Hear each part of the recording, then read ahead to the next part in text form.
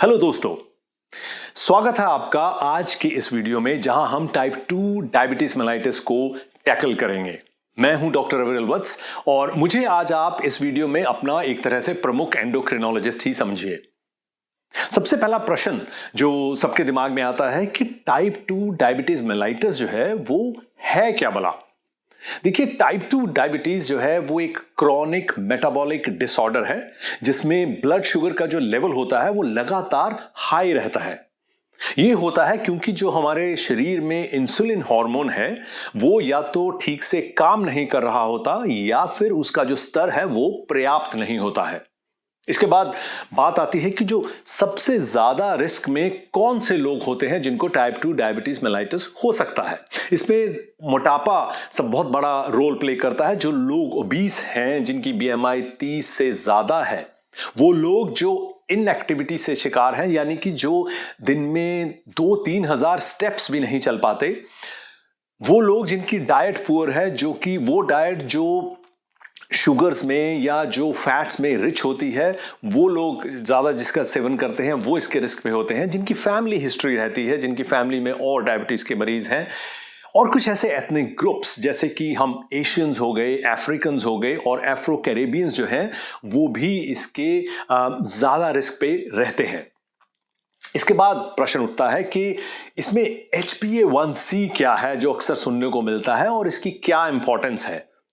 देखिए, HbA1c जो है बेसिकली आपके ब्लड शुगर लेवल का 3 मंथ का रिपोर्ट कार्ड है। 3 महीने का बताता है कि कैसे रहा ब्लड शुगर का control.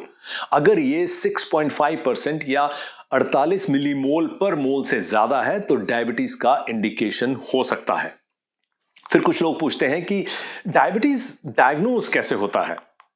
High blood sugar levels, जैसा मैंने अभी आपको बताया, वो रहने लगते हैं।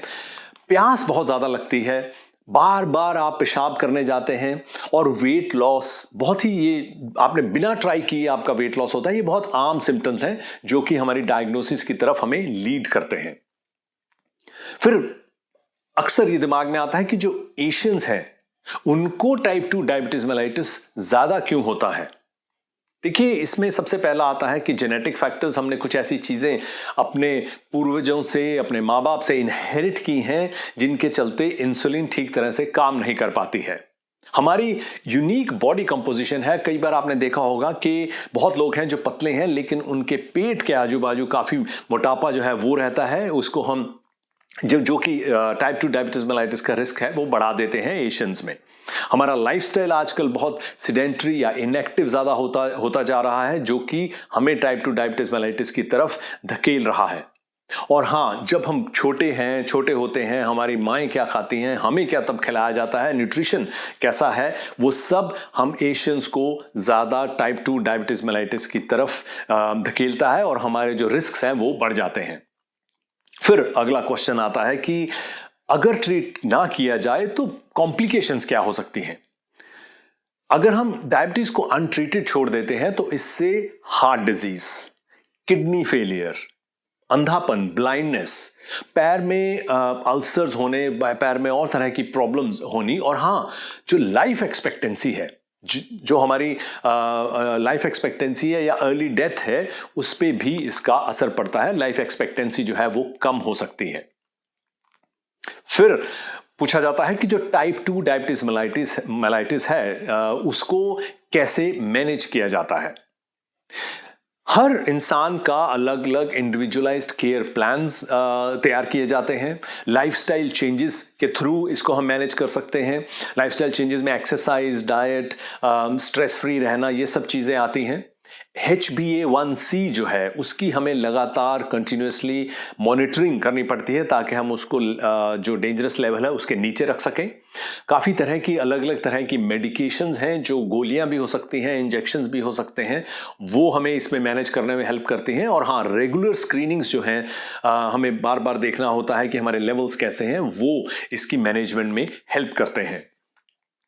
पूछा जाता है कि क्या इसका क्योर है। जैसा हमने बहुत सुना है, बहुत लोग, अनसाइंटिफिक लोग क्लेम करते हैं कि क्या इसका ये क्योर कर सकते हैं, इस औषधि से क्योर कर सकते हैं। तो लोग पूछते हैं क्या इसका क्योर है। देखिए, साइंस के हिसाब से इसका क्योर नहीं है, लेकिन हाँ, आप इसको इफेक्टिवली मैनेज कर सकते हैं और एक बहुत ही नॉर्मल लाइफ को आप लीड कर सकते हैं अगर आप डाइट के थ्रू, मेडिसिन के थ्रू, एक्सरसाइज के थ्रू अपने शुगर लेवल्स को हम नीचे रखते हैं। तो वही उसका क्योर भी आप मान लीजिए, लेकिन आपको शुगर लेवल्स को नीचे रखना ही है। काफी लोग पूछते हैं कि ओबेसिटी जो है, मोटापा जो है, वो कैसे कंट्रीब्यूट करता है डायबिटीज की तरफ। ओबेसिटी से इंसुलिन रेजिस्टेंस होता है, जिससे कि इंसुलिन ठीक तरह से काम नहीं कर पाती और बॉडी जो है, जिससे बॉडी इंसुलिन को इफेक्टिवली यूज करने में असमर्थ रहती है। इसीलिए मोटापा जो है डायबिटीज कॉज करता है और उसकी तरफ हमारा रिस्क जो है वो बढ़ा देता है। डायबिटीज से रिलेटेड जो फूड प्रॉब्लम्स हैं उसके बारे में अक्सर पूछा जाता है कि वो क्या है। फुट प्रॉब्लम्स में जैसा मैंने पहले कहा, फुट अल्सर्स हो सकते हैं, फुट की डिफॉर्मिटीज हो सकती हैं, उसका थोड़ा बेढंगापन हो सकता है जो डेवलप हो जाता है डायबिटीज में। बार बार इन्फेक्शन हो सकता है पैरों में और ये इसको ठीक होने में दूसरे लोगों से बहुत ज्यादा समय लग सकता है। एक स्पेशल कंडीशन होती है जिसको कहते हैं चार्कट आर्थ्रोपैथी, जिसमें कि आपके जो पैर में एक तरह की सुन्नता रह सकती है, सुन्न हो सकता है, और जिससे कि ट्रीटमेंट में बहुत डिलेज हो जाते हैं और जो अल्सर्स हैं वो ठीक नहीं होते। पूछा जाता है कि बच्चों को भी टाइप 2 डायबिटीज हो सकता है क्या? देखिए, बच्चों को बिल्कुल टाइप 2 डायबिटीज जो है वो हो सकता है, लेकिन ये एडल्ट्स में, बड़ों में ज्यादा पाया जाता है। लेकिन 2021 में तकरीबन 41,000 नए केसेस पाए गए थे बच्चों में। दुनिया में इंडिया, चाइना और यूएस, इन 3 कंट्रीज में सबसे ज्यादा केसेस हैं बच्चों की टाइप 2 डायबिटीज के। तो जी बिल्कुल, बच्चों में टाइप 2 डायबिटीज पाया जाता है और इसकी जो दर है वो बढ़ रही है। फिर लोग अक्सर पूछते हैं कि लाइफस्टाइल जो है, लाइफस्टाइल टाइप 2 डायबिटीज को कैसे इफेक्ट करता है। अनहेल्दी लाइफस्टाइल, जैसा मैंने पहले कहा, पुअर डाइट और अगर एक्सरसाइज नहीं करना, ये दोनों चीजें कंबाइन करके डायबिटीज की डेवलपमेंट को बढ़ाती हैं। और अगर हम इनमें बदलाव करते हैं तब हम डायबिटीज का रिस्क जो है हमारा वो कम करते हैं। फिर पूछा जाता है कि मेडिसिन जैसे कॉर्टिकोस्टेरॉइड्स हो गए, इससे कैसे इफेक्ट करते हैं डायबिटीज को। जो स्टेरॉइड्स हैं ये बिल्कुल ब्लड शुगर लेवल को बढ़ाते हैं। तो इसके चलते जब आपको स्टेरॉइड्स किसी कारणवश लेने पड़ते हैं, कुछ बीमारियों में इसको एज ए ट्रीटमेंट भी दिया जाता है, तब आपको आपके जो शुगर लेवल्स हैं उसको चेक करके रखना पड़ता है, क्योंकि इससे डायबिटीज का रिस्क जो है वो बढ़ जाता है। जेस्टेशनल डायबिटीज वाली जो लेडीज होती हैं उनको बाद में टाइप 2 डायबिटीज हो सकता है कि नहीं। 50% जेस्टेशनल डायबिटीज यानी कि जो प्रेगनेंसी में जिनको डायबिटीज हुई होती है, उन औरतों में से 50% को बाद में टाइप 2 डेवलप हो जाता है। तो अगर प्रेगनेंसी में डिटेक्ट होता है तब हमें बहुत ध्यान रखना चाहिए कि प्रेगनेंसी के बाद इसको कैसे कंट्रोल में रखें और ध्यान रहे कि वो टाइप 2 डायबिटीज में डेवलप ना हो। और भी क्वेश्चन जो आते हैं वो इसकी कॉम्प्लिकेशंस के ऊपर आते हैं, जो कि माइक्रोवेस्कुलर और मैक्रोवेस्कुलर जैसी कॉम्प्लिकेशंस होती हैं। तो पूछते हैं लोग कि मैक्रोवेस्कुलर कॉम्प्लिकेशंस क्या होते हैं।